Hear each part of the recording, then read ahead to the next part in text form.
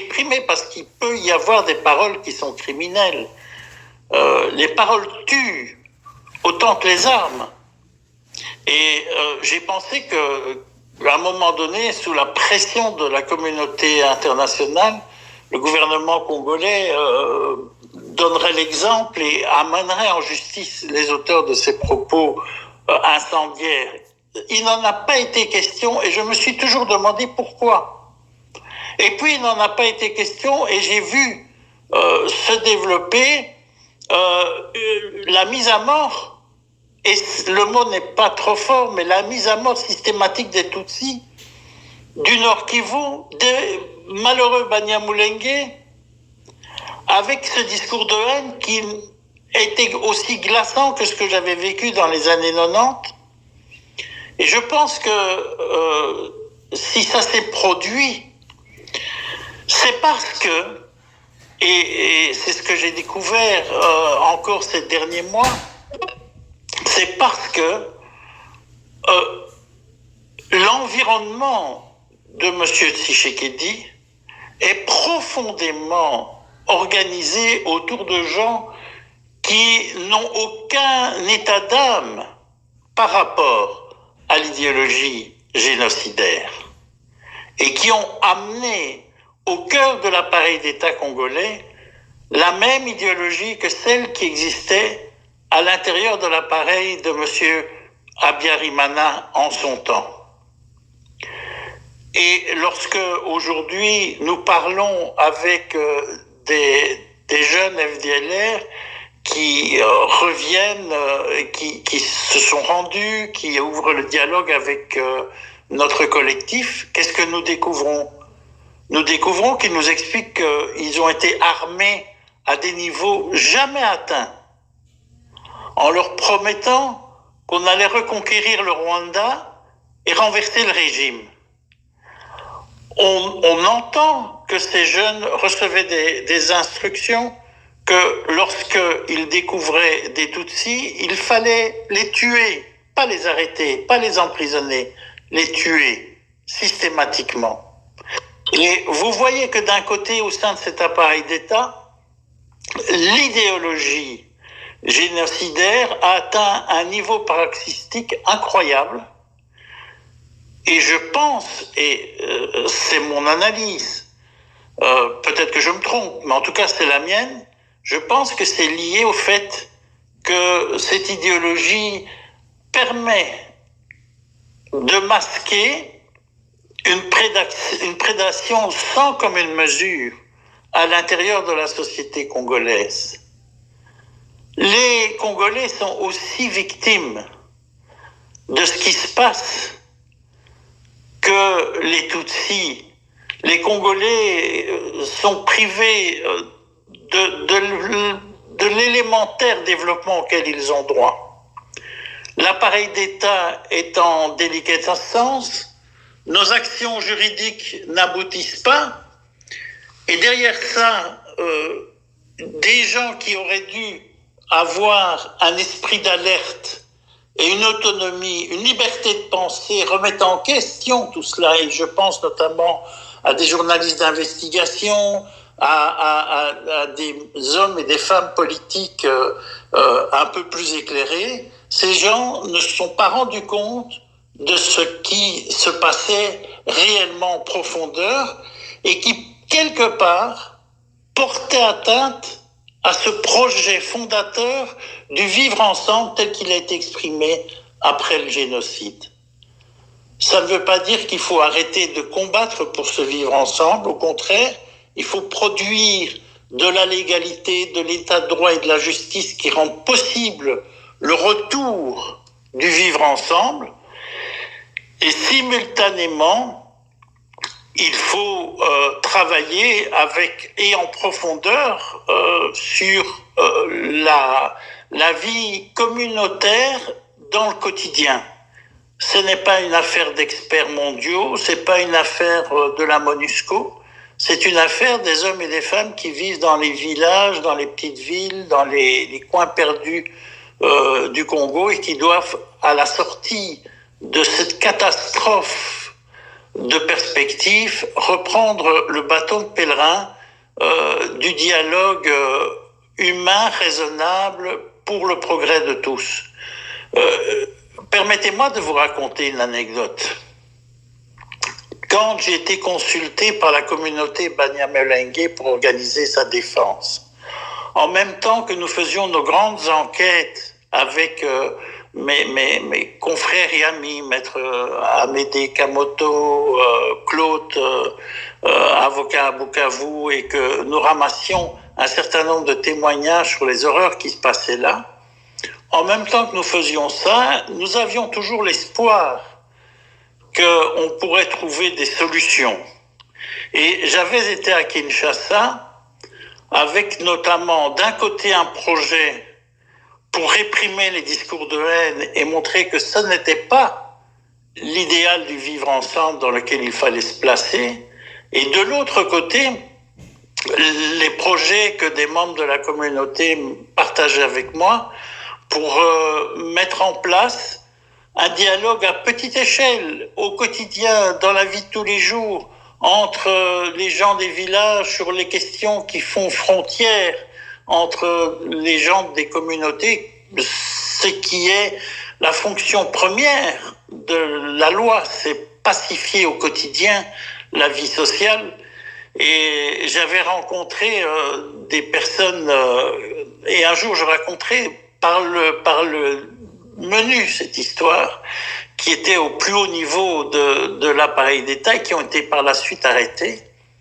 Et qui ont été arrêtés parce qu'il y avait eu à l'intérieur de l'appareil d'État congolais, et pratiquement sans le moindre réflexion au niveau international, une vraie révolution de palais où prenaient le pouvoir à la fois les prédateurs et les génocidaires. Cette histoire-là, mes chers amis, elle n'est pas finie d'être racontée parce que les preuves commencent à venir et vous verrez dans les mois et les années à venir que des gens auront à répondre non seulement de la prédation qu'ils commettent, les fameux frappeurs, comme on les appelle au Congo, mais aussi de leur complicité active avec les génocidaires du passé qui ont repris espoir pour porter atteinte au projet fondateur de ceux qui, après la tragédie du génocide, disaient « Nous devons vivre ensemble ». Merci. Merci beaucoup, Maître Bernard Minguin. Aux auditeurs, si vous avez des questions, comme on vous l'a dit au début, ce serait bien de les noter dans le chat parce que Maître Bernard devra nous quitter bientôt. Donc, s'il y a des questions, s'il vous plaît, notez-les rapidement et on va les lui faire parvenir et il va y répondre. Entre-temps, Didier, je te repasse la parole pour la suite. Oui. Merci, Madame Odette ou Zizi. Merci aux panélistes et conférenciers. J'ai alors l'honneur d'animer le second panel qui a pour thématique l'idéologie génocidaire, un mal à éradiquer. La question posée, c'est les discours de haine, les révisionnismes, la manipulation. Comment se propage l'idéologie génocidaire aujourd'hui? J'ai le plaisir d'animer ce panel avec deux experts et je vous présente brièvement une biographie. Je commencerai avec le docteur Bojana Coulibaly qui est... un petit instant, je vais faire honneur, lire exactement... Donc, Dr Bojana Coulibaly est chercheur en études sur les génocides et sur les langages du conflit dans la région des Grands Lacs. Elle est également responsable du programme de langue africaine à l'université Harvard aux États-Unis titulaire d'un doctorat d'État en études africaines obtenu à l'université Tours en France. Elle travaille sur les politiques de l'éducation, de la mémoire et de la prévention du génocide. Elle a enseigné à l'université Harvard, à l'université Rutgers aux États-Unis, à l'université Gaston Berger et à l'université Cheikh Anta Diop au Sénégal, ainsi qu'à l'université Toulouse, le Mirail et à l'université d'Orléans en France. Ces publications portent principalement sur les conflits en République démocratique du Congo et sur la lutte contre l'idéologie du génocide dans la sous-région. Elle prépare actuellement un ouvrage consacré au mécanisme de l'idéologie du génocide au Nord Kivu. Bienvenue, docteur Bojana Coulibaly. Permettez-moi de lire brièvement la biographie du professeur Agé Chaka.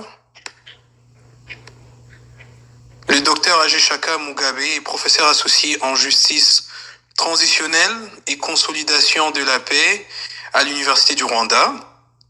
Il occupe actuellement le poste de directeur par intérim du Centre de gestion des conflits, en sigle CCM en français, de la même université.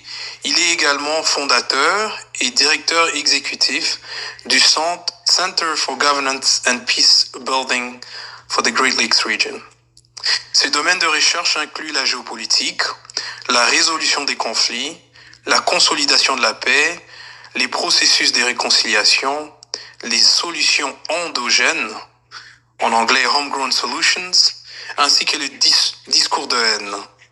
Sa publication la plus récente est The Itorero and Nation Building, Valuing the Past to Shape the Future, qui a été publié en 2023. Les professeurs âgés siègent au sein de plusieurs conseils d'administration au Rwanda, comme dans la région, dont certains qu'il préside. Il est père de famille, marié, 4 enfants, 3 garçons et une fille. On lui souhaite la bienvenue au second panel. Alors, sans toutefois tarder, je vous présente le docteur Bojana Coulibaly. Il y a quelques questions posées pour cadrer les débats. Docteur Bojana Coulibaly, est-ce que vous m'entendez? Oui, je vous entends. Merci. Bienvenue. Alors, la question qui est posée, depuis 30 ans, comment les mots et discours médiatiques ont-ils influencé l'évolution des conflits dans la région des Grands Lacs? Et une deuxième question, comment les Africains peuvent-ils reprendre la maîtrise de leur récit pour briser les cycles de la violence? À vous, docteur. Merci beaucoup. Merci d'avoir organisé cette conférence. Merci à mes collègues. Comme toujours, j'apprends aussi des choses. Et c'est toujours bien de pouvoir échanger dans ce cadre d'intellectuel et d'échange, surtout de dialogue. Vu que mes collègues ont aussi touché un certain nombre de choses, moi ce que je voudrais c'est justement me focaliser sur ce qu'on appelle les mécanismes discursifs de l'idéologie du génocide. En tout cas, c'est ce que j'essaie aussi de théoriser un petit peu à partir des thèses coloniales sur donc la séparation raciale qui est à la base de cette idéologie. Donc ce qu'on appelle en fait le discours, ce ne sont pas seulement les mots, ce sont aussi les images, en tout cas toutes les formes de communication. Et donc ce discours-là va constituer un des mécanismes de l'idéologie du génocide. Donc cette idéologie a été un peu définie par professeur Boni Kabe et Dr Muka. C'est-à-dire qu'elle repose donc sur une division, une séparation raciale entre un peuple dit autochtone et un peuple dit étranger. Comme dit Jean-Pierre Chrétien, il s'agit en fait d'une séparation selon l'imaginaire colonial entre de vrais et de faux nègres. Il y a un certain nombre de motifs et de thèses complotistes qui vont être associés à cette idéologie-là et qui va débuter dans les années donc fin 50, surtout en 59 au Rwanda, mais ça concerne toute la région. Et on a tendance à penser que l'idéologie va du Rwanda et ensuite se propage vers le Congo, mais en fait, il y a beaucoup d'éléments qui montrent que elle prend racine surtout au Congo, cette idéologie-là. En tout cas, les génocidaires et ceux qui vont propager ce discours-là dans les années surtout 90 à travers les médias du génocide comme RTLM et Kangura vont beaucoup s'inspirer de ce qui se passe au Congo. Et ils vont commencer à créer des thèses ou des théories de complotisme ou de conspiration. Une de ces thèses ou un de ces textes, je dirais, qui va être un petit peu à l'origine aussi, là c'est dans une publication de Kangura puisqu'il va être réédité. C'est ce qu'on a appelé le texte qui s'appelle le plan de la colonisation Tutsi au Kivu et la région centrale de l'Afrique.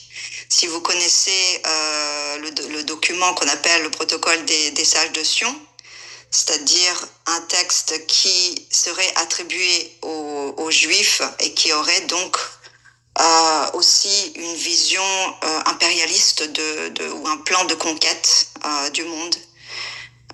Il s'agit ici du même type de document, c'est-à-dire qu'on a fait un faux document qu'on a dit qu'il a été diffusé dans les années 60 et qui s'appellerait donc plan de la colonisation Tutsi et qui établirait un certain nombre de points que les Tutsis utiliseraient pour conquérir toute la région des Grands Lacs. Kangura va publier ce texte donc en novembre 90. Excusez-moi. Et l'idée, c'est de créer une sorte de peur, c'est-à-dire de commencer à provoquer une tutsiphobie à partir de l'idée que à partir du moment où nous sommes menacés de conquête impérialiste, ce qui veut dire aussi d'extermination, puisque je pense que vous avez aussi, on commence à l'entendre encore, l'idée d'un grand remplacement, qui est une vieille théorie que déjà à l'époque de Hitler en parle dans Mein Kampf. Il est en train de dire qu'on va se faire remplacer par les Juifs, et donc l'idée ici, c'est de dire la même chose, c'est-à-dire que les Tutsis ont un seul objectif, en étant étrangers, en étant des impérialistes qui ont donc ce plan de conquête et donc de remplacement de la population. En ce qui concerne cette idéologie-là, je pense qu'on a touché un petit peu à ces motifs, mais je voudrais en rajouter quelques-uns. Alors, par rapport au plan de conquête, on entend souvent parler de cette thèse de l'Empire Hima-Tutsi, qu'on a entendu encore récemment chez Bitakwira, mais ce n'est pas le seul. Mais il y a des textes qui vont le reprendre, et là je vais surtout me focaliser un petit peu sur la RDC, même si, une fois de plus, les frontières n'ont pas fait que l'idéologie s'est arrêtée au moment où le FPR a libéré le Rwanda en 94. L'idéologie a continué et elle s'est surtout bien installée à l'est de la RDC. Mais en tout cas, au-delà de tout le discours qu'il y a eu depuis les années 60 au Rwanda, il y a eu aussi ce discours-là au Congo. Et quand je dis Congo, c'est souvent pour éviter de dire ex-Zaïre, RDC, etc. Mais bon, vous connaissez l'histoire. Je voudrais citer ici, par exemple, le rapport Vangu, qui, à l'origine, était censé gérer la situation de l'arrivée massive des génocidaires et réfugiés Hutus depuis le Rwanda, puisqu'on s'est retrouvé avec 2 millions de réfugiés dans une ville de 250 000 habitants, donc à Goma, de manière massive et brutale. Donc normalement, le rapport Vangu devait gérer cette situation et voir comment est-ce qu'on peut, en plus il devait y avoir des élections, comment est-ce qu'on peut organiser des élections dans ces circonstances-là. Mais en fait, le rapport Vangu est surtout un texte, et la commission en soi avait leur vrai objectif, c'était vraiment de dire ou de perpétuer cette idéologie qui est celle de dire que les Tutsis sont des étrangers. Alors on a mis au départ les Banyarwanda, Hutu et Tutsi compris, mais dans l'histoire, dans la pratique, c'était surtout pour poursuivre cette idéologie du Tutsi étranger, Tutsi envahisseur, Et donc, ce que le rapport Van Gogh demande, concrètement, c'est ce qu'ils ont appelé le rapatriement de tous les Tutsis ou Kinyarwandophones. Dans ce rapport Van Gogh, toute la terminologie, tout le langage, tous les éléments de langage de l'idéologie du génocide anti-Tutsi est présente. On parle, tout à l'heure j'ai entendu Maître Minguin aussi parler du Tutsiland. Donc ce sont des termes qui sont repris dans le rapport Van Gogh. Les termes Ima-Tutsi, Empire Ima-Tutsi, l'idée de envahissement, l'idée de remplacement. Donc tous ces mots-là vont être compris dans ces textes, on va dire textes fondateurs de l'idéologie du génocide. Pour rester dans le sujet, avec l'arrivée des FDLR, même s'ils ont eu plusieurs noms avant de s'appeler FDLR, mais en tout cas ils sont restés sur FDLR depuis quelque temps, ils ont publié ou ils ont ratifié, si vous voulez, signé un papier qui était le manifeste, programme et statut des FDLR. Donc c'est un peu leur ordre intérieur dans lequel ils vont présenter déjà leur vision du contexte historique, puis ils vont parler de leurs objectifs et enfin ils établissent en fait une organisation de la structure que représentent les FDLR. Ce qui est intéressant, c'est, et là je reviens aussi sur la question de l'idéologie du génocide en lien avec le négationnisme, ce qui est intéressant, c'est que dans leur présentation du contexte, les FDLR vont d'abord nier le génocide des Tutsis. Et non seulement ils vont le nier, mais ils vont faire, excusez-moi, une accusation au miroir dans laquelle ils vont dire qu'il y a eu un génocide, mais c'est le FPR qui commet un génocide depuis 90 et ce génocide ne s'est jamais arrêté. Au-delà donc de cette idée qu'il n'y a jamais eu de génocide commis contre les Tutsis, mais qu'il y a un génocide commis contre les Hutus, il y a bien sûr l'idée de cette thèse mythique, donc l'Empire Ima-Tutsi, et qu'en fait il s'agit depuis toujours d'un plan de conquête. Donc thèse de l'étranger, thèse de l'envahisseur, etc. Donc ça c'est pour définir un peu l'idéologie. Tout ce que vous entendez comme terme aujourd'hui surtout, et je pense qu'on est vraiment bien servi par le langage qui a été utilisé et qui a mené au génocide des Tutsis, mais aussi les pogroms dans les années fin 50 et 60, 70, 80. Ce discours va donc être réactivé et repris. Et je voudrais ici, avec le temps qui me reste, insister sur une chose importante. Pardon, ma voix qui résonnait. Donc, insister sur une distinction que fait une spécialiste du discours qui s'appelle Suzanne Benesch et qui fait une distinction entre ce qu'on appelle le discours de haine et le discours dangereux. En tout cas, ce que elle a nommé le discours dangereux et que je trouve très utile pour nous, puisqu'on parle de solutions. Il est très important de comprendre quand on entend quelque chose, c'est de savoir à quoi ça renvoie. Est-ce que moi-même je peux réemployer cette terminologie? Je peux vous assurer que quand j'écris, je me pose 10 fois la question, est-ce que ce terme-là n'a pas été utilisé dans un cadre idéologique génocidaire? Donc est-ce que je peux moi-même le réemployer? Puisque l'idée c'est de ne pas réutiliser un discours divisionniste. C'est vraiment de faire une rupture avec le discours de l'idéologie du génocide. Et donc promouvoir plutôt un discours du vivre ensemble. Donc ce qu'on appelle le discours de haine, qui n'a jamais vraiment été défini de manière claire, puisque en fait ce discours va changer de contexte à contexte. Ce qu'on appelle le discours de haine, c'est un discours offensif, mais qui ne va pas forcément faire que les mots vont être traduits en actes. En ce qui concerne le discours dangereux, ce que Suzanne Benesch explique, c'est que le discours dangereux, c'est le discours qui va précéder et accompagner tous les génocides qu'on a connus dans l'histoire et tous les crimes de masse. Donc c'est vraiment un discours qui s'inscrit dans l'acte et qui va faire que, à partir du moment où les gens, donc le public qui entend ce discours-là, donc l'entend, il va être amené à passer à l'acte.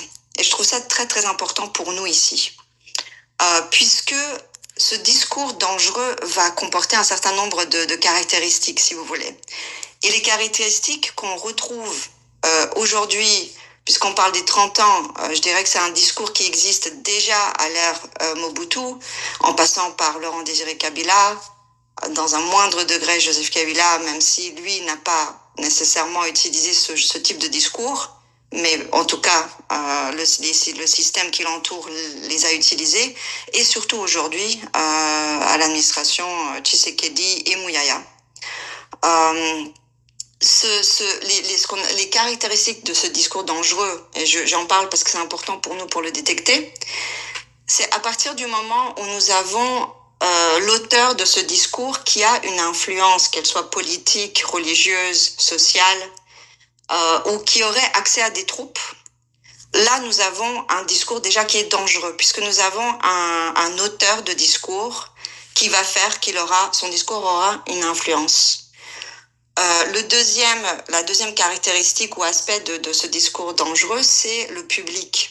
Alors, si le public a depuis 30 ans, depuis 60 ans, et même si on n'a pas été en vie, on a lu des textes et on nous a transmis ça de manière transgénérationnelle, si le public a été exposé à un discours de répétition de certains termes dégradants, déshumanisants, et même des expressions comme agression, expansion, ce sont des termes qui sont très très chargés dans le contexte dans lequel on parle. Peut-être qu'ils ne veulent rien dire aux États-Unis, au Canada, mais en tout cas dans les Grands Lacs, quand on parle d'expansion, quand on parle d'agression, on sait tout de suite de qui on parle.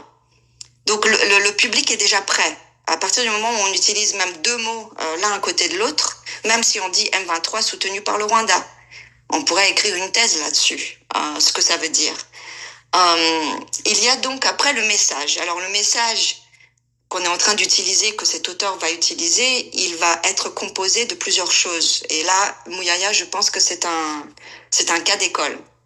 Donc il y a ce qu'on appelle la déshumanisation, je pense que vous la connaissez toutes dans le cadre du Rwanda, mais l'idée c'est vraiment de déshumaniser la personne et de la réduire au stade d'animal, insecte, bactéries, microbes ou même démons.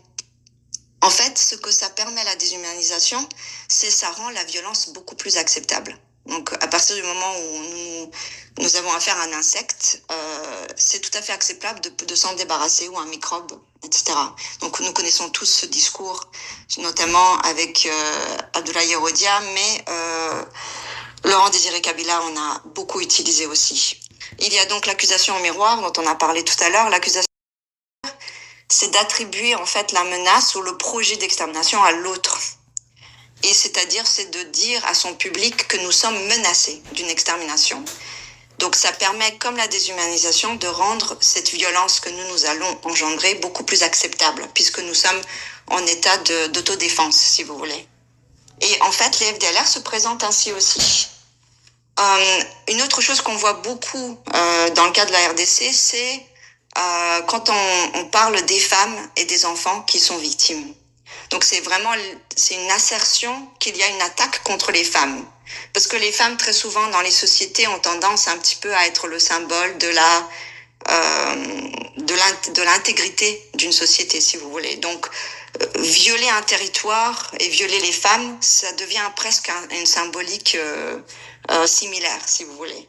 Et donc, nous avons beaucoup de ce discours où on va accuser donc les Tutsis, rwandais, congolais, etc., d'être des auteurs de tous les crimes, y compris celui de viol, et surtout viol de masse, qui devient donc en fait presque un équivalent de génocide.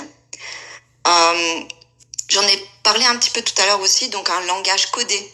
Le langage codé, c'est non seulement là dans le cas des Grands Lacs, c'est l'utilisation de plusieurs langues. Hein. On a beaucoup de mélanges. Là, je ferai aussi peut-être référence à toutes les campagnes médiatiques que Mouyaya a créées récemment, Congolais Téléma par exemple, Kivuna Bisso, et avant ça nous avions 30 ans ça suffit.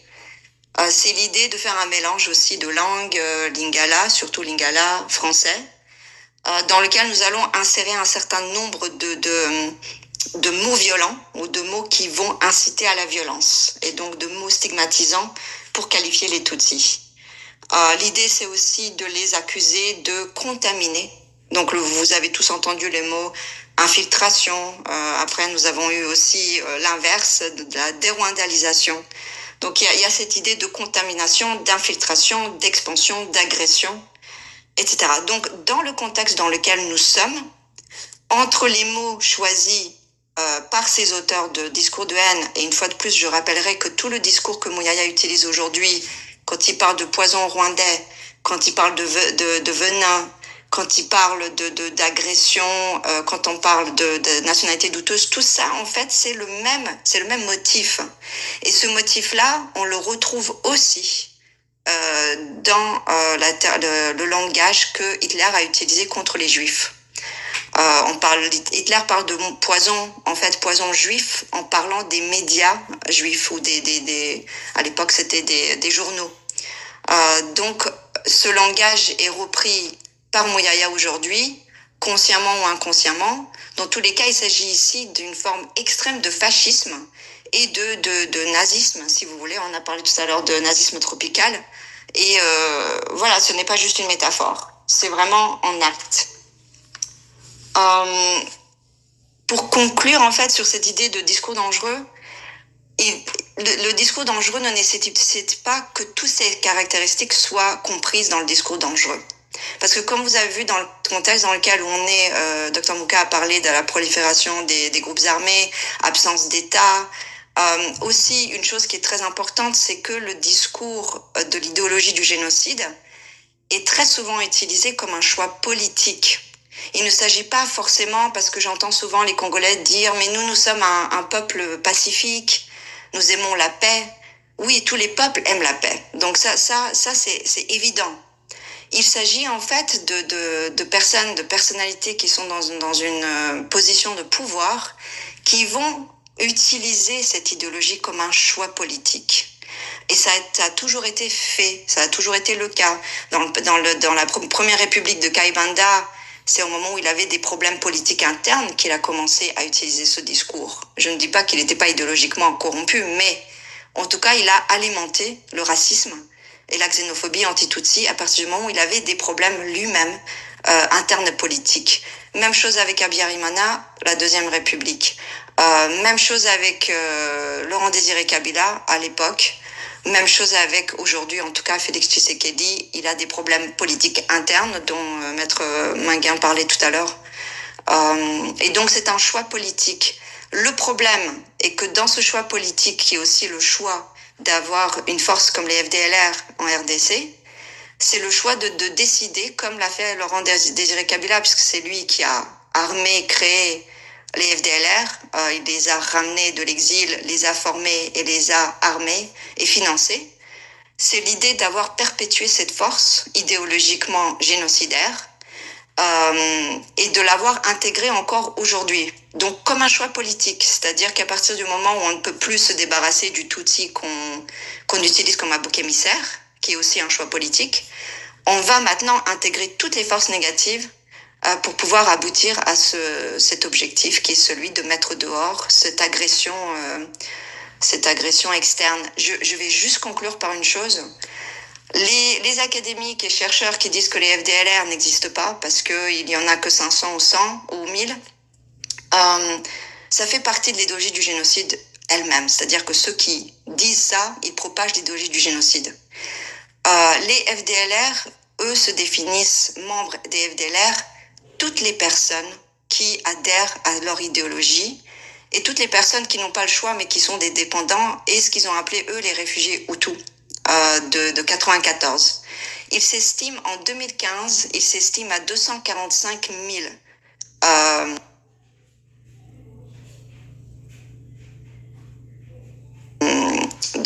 245 000 membres FDLR. Donc pour eux,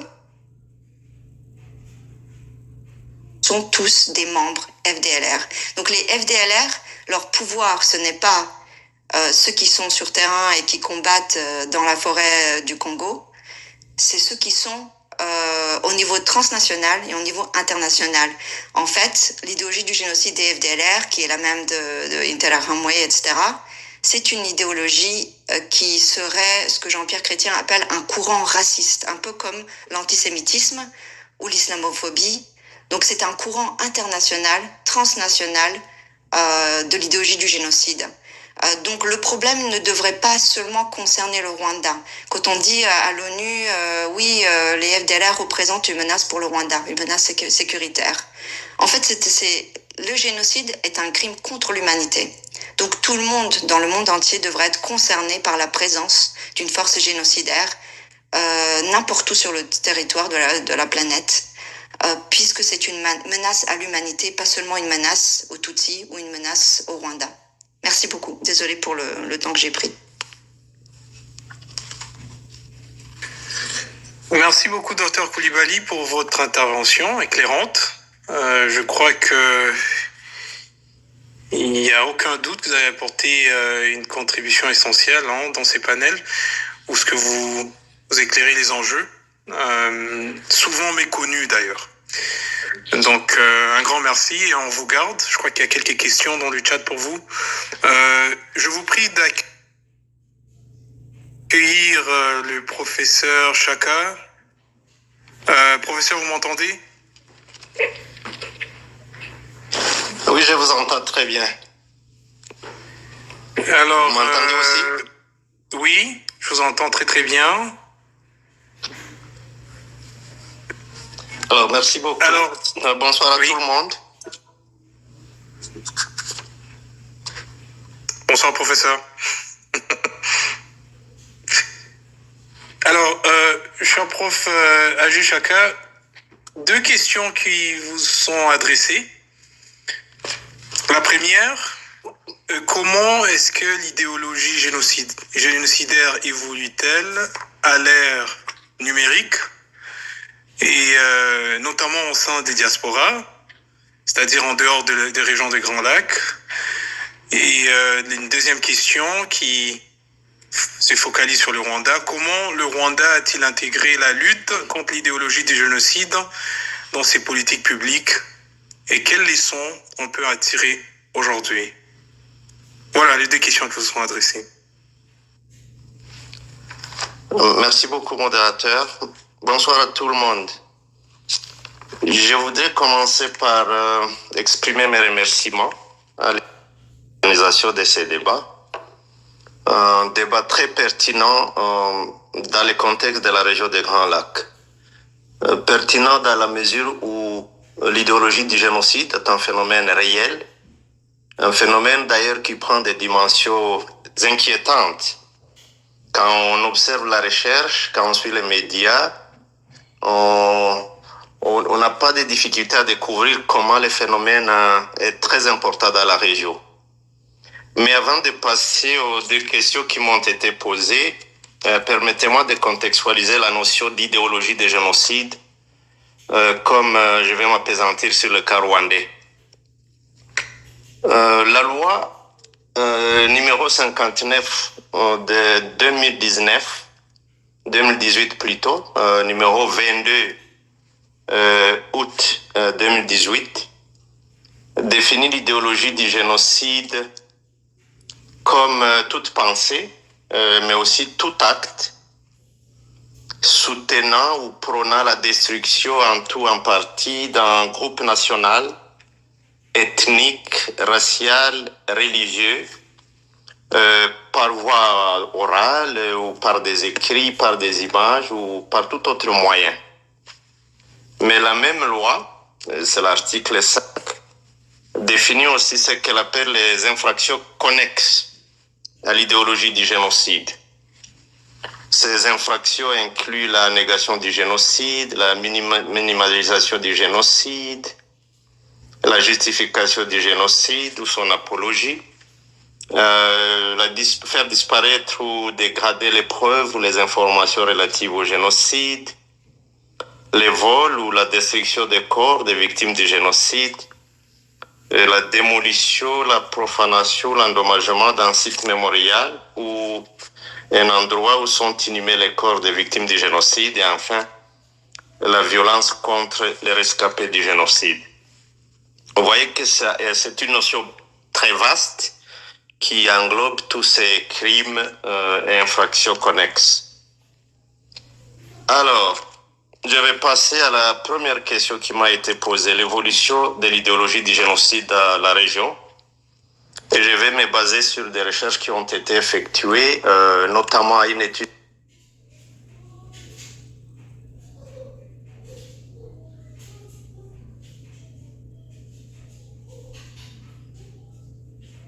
au Rwanda.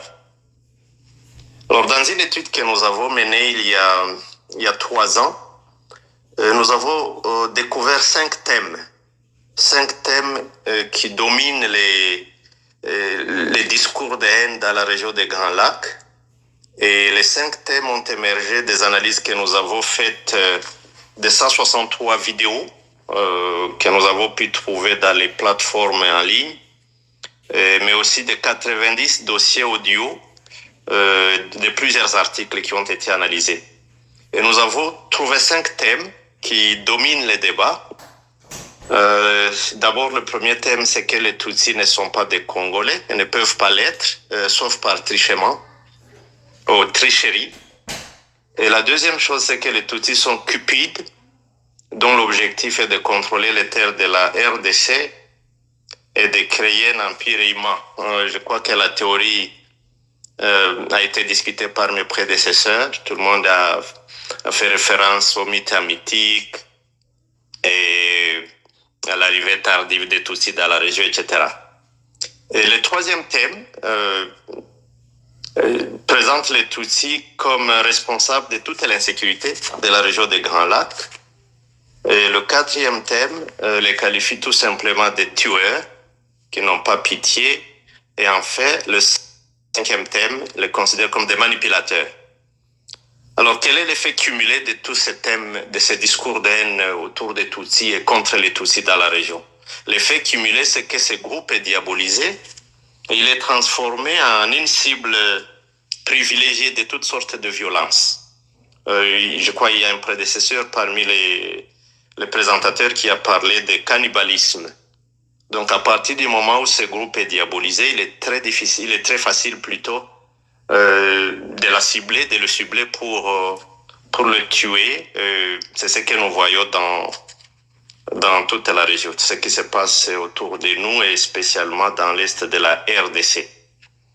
Les recherches montrent que l'accès facile aux médias sociaux, mais aussi la possibilité de se présenter sous un faux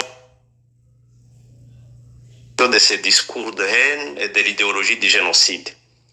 Il est très présent dans les diasporas, dans la mesure où la diaspora comporte des gens qui ont des moyens de communication, qui ont aussi le temps de le faire et qui passent de longues journées à parler, à manipuler, à inoculer ce poison, surtout chez les plus jeunes.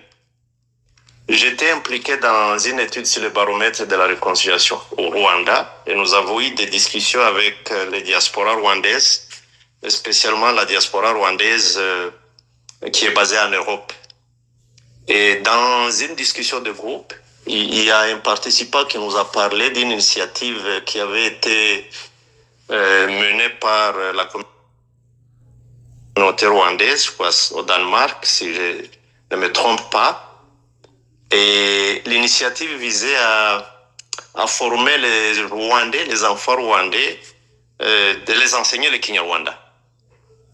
Mais l'initiative n'a pas tenu parce que il y a un groupe qui s'est mobilisé pour décourager les familles à envoyer leurs enfants parce qu'ils considéraient que le Kinyarwanda doit être appris par ceux qui ont le pays et que eux n'ont plus accès au pays. C'est vraiment une manipulation.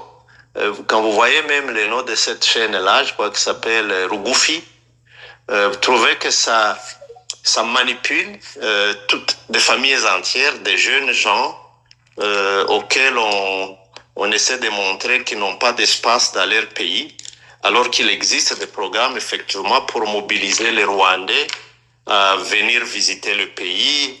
Je crois que ça s'appelle Come and See and Go and Tell, qui encourage les Rwandais à venir chez eux, à visiter le pays, et aller en parler aux autres. Tout le monde sait, je crois, dans cet espace qu'il existe ce qu'on appelle aussi les Rwanda Day. Les Rwanda Day consiste effectivement à parler du Rwanda aux Rwandais et aux non-Rwandais à l'étranger. Donc, il y a ce problème au niveau de la diaspora. Il y a des chaînes qui passent de longues heures à manipuler les jeunes et à transformer la vérité. Je crois que c'est Bojana qui a parlé de l'accusation en miroir.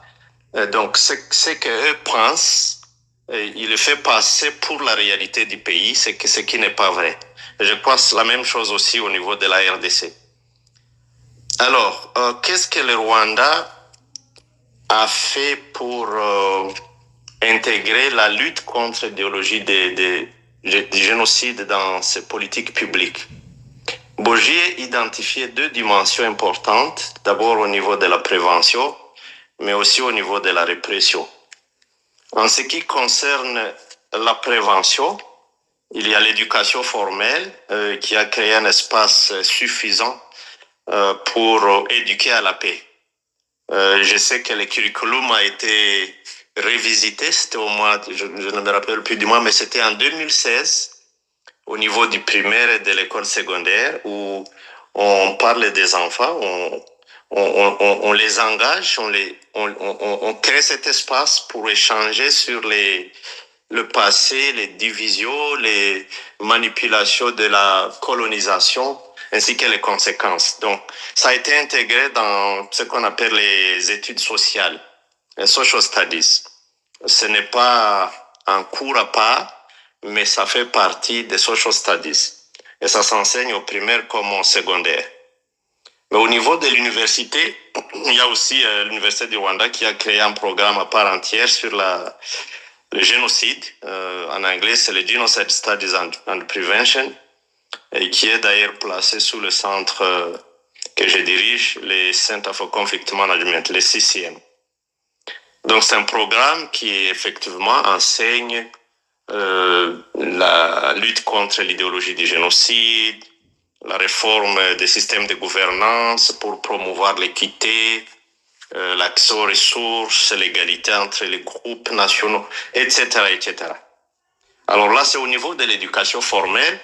Vous voyez que la lutte contre l'idéologie du génocide est un choix intentionnel. C'est vraiment un choix intentionnel dans la mesure où le gouvernement y investit les moyens et le temps afin de lutter contre l'idéologie, mais aussi de promouvoir le vivre ensemble, la tolérance, les valeurs d'unité, de réconciliation, ainsi de suite. Mais au-delà de l'éducation formelle, il y a aussi des espaces qui ont été créés, des espaces que je qualifierais d'informels, mais où il y a des échanges, en tout cas au niveau de chaque mois. Et d'ailleurs, certains de ces mécanismes ont été décentralisés. Et vous avez ce qu'on appelle l'Itoriro, qui est maintenant opérationnel au niveau de chaque village. Mais aussi, il y a des Itoriro organisés pour différents groupes, y compris la diaspora.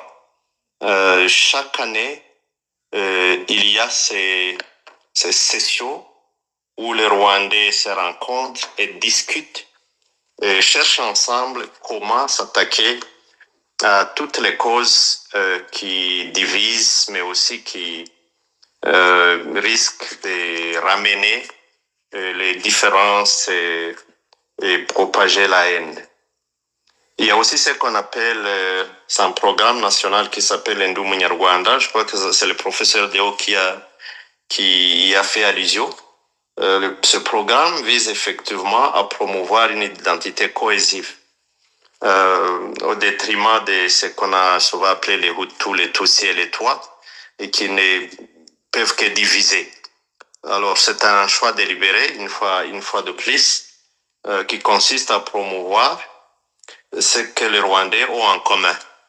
Donc ça a été institutionnalisé. J'espère que vous avez eu le temps de suivre les débats qui ont eu lieu la semaine passée dans le cadre de ce qu'on appelle le Unity Club in Huararumuri, une plateforme où se retrouvent tous les anciens ministres ainsi que leurs époux et épouses.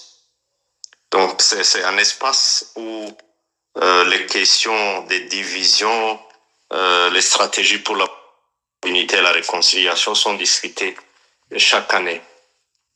Mais il y a aussi ce qu'on appelle les ingando, qui sont très souvent réservés aux gens qui de la RDC, non seulement pour les aider à s'intégrer dans la société rwandaise, mais aussi pour leur donner l'information sur les programmes qui existent, sur les choix de la nation rwandaise, ainsi de suite, ainsi de suite.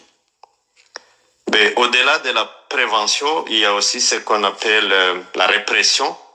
J'ai mentionné la loi de 2018. La première version de cette loi avait été adoptée en 2008. Et elle sera révisée en 2013 et ensuite en 2018 pour l'adapter au contexte qui ne cesse d'évoluer, mais aussi aux dynamiques sous-régionales. Alors, quand vous visitez la Constitution de la République du Rwanda, vous trouvez que l'éradication de l'idéologie du génocide, c'est le principe fondamental numéro 1. Donc, ça montre la place que le gouvernement du Rwanda a accordée à la lutte contre l'idéologie du génocide, parce que nous vivons les conséquences, effectivement, de cette idéologie. Et c'est pour cela que la lutte contre cette idéologie a été érigée en principe fondamental, numéro 1 au niveau de la Constitution.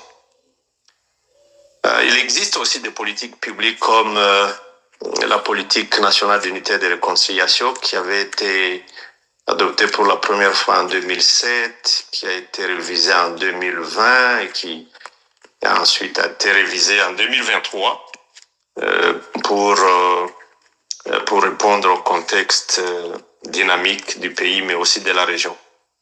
Donc, quand vous observez la plupart des politiques publiques au Rwanda, vous allez trouver que la notion d'unité et de lutte contre les divisionnismes, qu'il s'agisse de l'idéologie du génocide ou de toute autre idéologie qui risque de diviser les Rwandais, est un aspect crucial dans toutes les politiques publiques au niveau du Rwanda.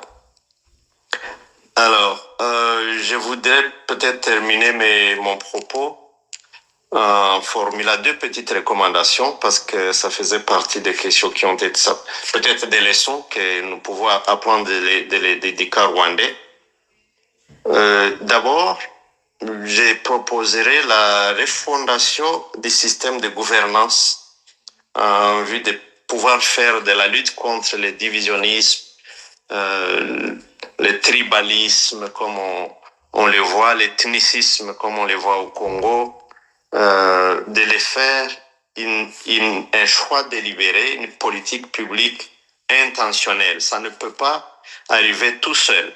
Il faut qu'il y ait de l'investissement au niveau de la formulation des politiques publiques, au niveau des moyens et au niveau de l'engagement par les autorités. C'est peut-être ce qu'on appelle la volonté politique qui peut permettre d'institutionnaliser la lutte contre l'idéologie du génocide. Je crois que c'est ce qui fait marcher le processus de réconciliation au Rwanda. Il y a un engagement réel, ferme de la part des leaders politiques à promouvoir le vivre ensemble en adoptant des politiques publiques qui intègrent tous les groupes.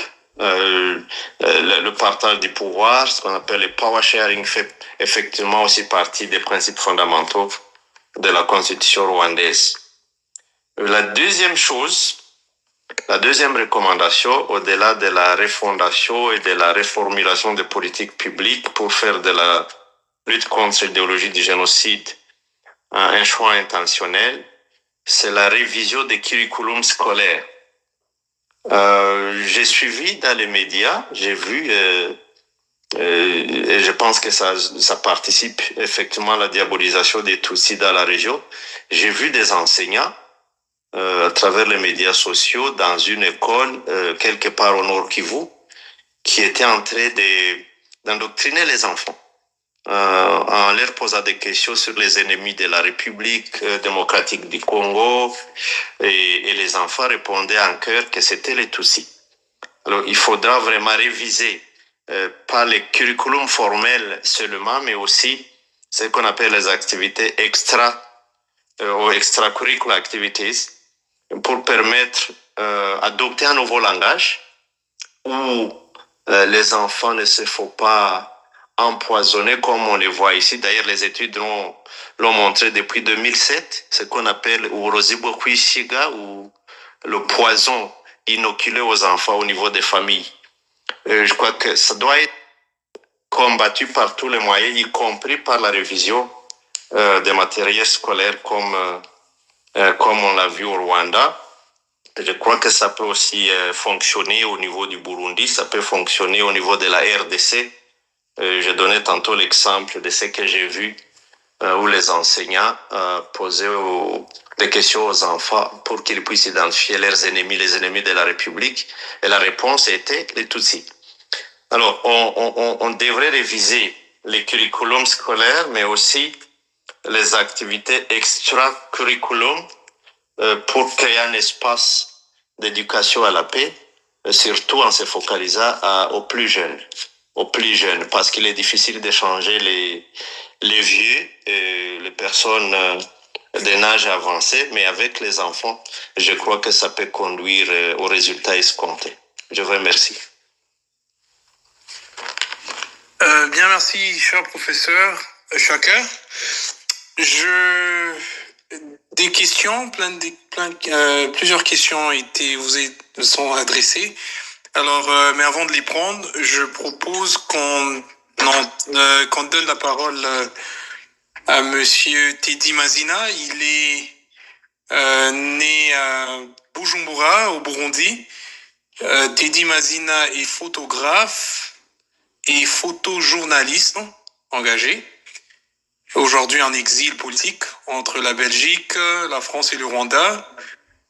Il est souvent qualifié d'activiste et il met l'image au service de la mémoire collective, de la justice sociale et de la déconstruction des héritages coloniaux dans la région des Grands Lacs. Il est lauréat du prix Martin Hanstedt en 2 pour son engagement en faveur des droits humains. Il poursuit son action à travers ses publications, ses expositions et des interventions lors des conférences internationales. J'en profite pour reconnaître la présence de plusieurs acteurs politiques en RDC, au Burundi et au Rwanda. J'en cite quelques-uns et j'invite la Peace Coalition peut-être à nous aider à organiser une deuxième conférence où ce qu'on peut inviter plusieurs. Donc je salue la présence de Maïcha, de Monsieur Nathanaël qui est à Kinshasa, qui œuvre avec des médecins récents. Nous reconnaissons Monsieur Josaphat qui est chercheur aussi dans la province du Sud Kivu. Il y a un acteur politique que j'admire personnellement en RDC, natif de Goma, et c'est Monsieur Bagoti, et plusieurs autres.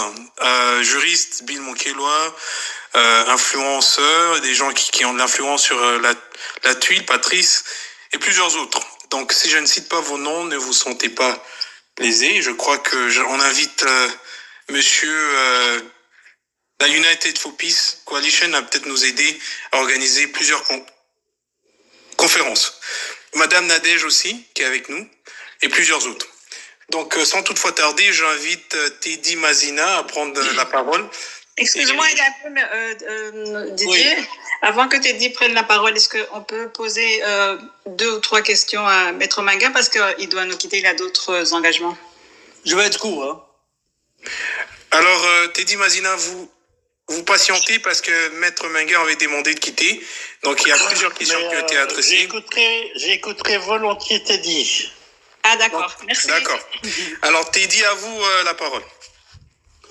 Ok. La seule compétence que je puisse avoir ici, c'est celle qui concerne le Burundi. Concerne le Burundi, mais la gouvernance du Burundi actuel, mais aussi l'implication, tout le travail que j'essaie de faire en fait depuis ma petite personne, était de comprendre pourquoi le Burundi s'était impliqué jusqu'au Nord Kivu. Dans une entreprise, en fait, de Kinshasa, après que l'EAC ait été viré du Congo, viré littéralement, viré verbalement aussi, viré dans des discours de haine, puisque, si vous vous rappelez, le général qui dirigeait le contingent de l'EAC, de East African Community, avait écrit une lettre en disant qu'il était sous pression, qu'il était surveillé par drone, par les mercenaires en fait qui étaient à Goma. Qu'est-ce que faisait mon pays à ce moment-là, au Nord Kivu? C'est l'une des raisons pour lesquelles moi, j'ai compris que j'avais un minimum de légitimité, puisque c'était mon pays, moi en tant que Burundais. Mais qu'est-ce que les hommes du Burundi allaient faire à Nuro, qu'est-ce qu'ils allaient faire à Bouiza, qu'est-ce qu'ils allaient faire à Petit Massissi, qu'est-ce qu'ils allaient faire à Ngungu, à Tchengerero ou ailleurs. Donc, c'était la question centrale. Pour comprendre cette question, il fallait retourner dans l'étymologie, en fait. Comment est-ce que le parti au pouvoir au Burundi a été créé? Il est créé juste après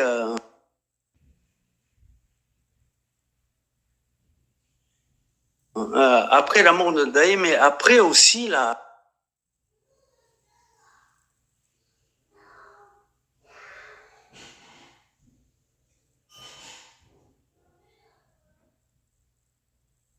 et ça, c'est des choses, quand j'en parle parce que j'ai fait des interviews avec les gens qui étaient sur place. Donc, on recrute des gens qui ont participé au génocide, on recrute des gens qui n'ont pas participé ou des gens qui étaient civils. Et on recrée, on crée à l'époque, on parle de Alir 1 et Alir 2. Alir 1 et au Nord Kivu, Alir 2 et au Congo, au nord-est, en fait. Jusqu'au moment où ils feront la jonction. Mais en même temps, on crée le CNDD-FDD. Et ces gens vont se battre contre la RCD, qui est le parent proche ou le parent passé de ce qui va devenir le M23 après les accords de Sun City. Pour comprendre ce qui se passe, ici je ne vais pas revenir sur tout le discours, la théorie hermétique, la théorie de l'étranger, la théorie de le fait qu'on prétend, comment en 90, quand les réfugiés rwandais